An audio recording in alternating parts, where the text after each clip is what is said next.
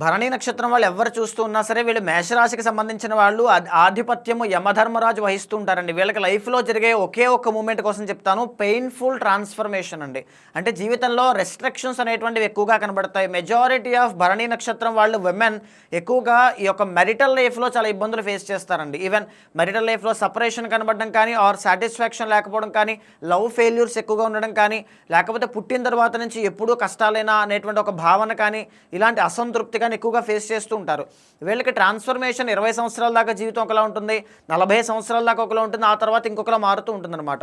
So majorly Bharani నక్షత్రానికి 2026లో మనం చూస్తే కనుక ఏలినాటి శని ప్రభావం అనేటువంటిది తీవ్రంగా కనబడుతోంది. ఇది ఇప్పుడప్పుడే పోయేటువంటి ఏలినాటి శని కూడా కాదు, ఇంకా చాలా సంవత్సరాలు మీరు దీన్ని ఫేస్ చేయాలి.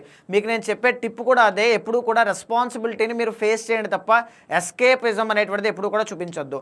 తర్వాత ఏంటి అంటే గురుబలము కూడా నవంబర్ 1వ తారీఖు 2026 దాకా మీకు పెద్దగా లేదు. సో దానివల్ల కెరీర్ మీద ఎక్కువగా కాన్సన్ట్రేట్ చేయండి, మనీ సంపాదించడానికి ఎక్కువగా కాన్సన్ట్రేట్ చేయండి, ఎఫర్ట్స్ అనేటువంటివి ఎక్కువగా పెట్టండి.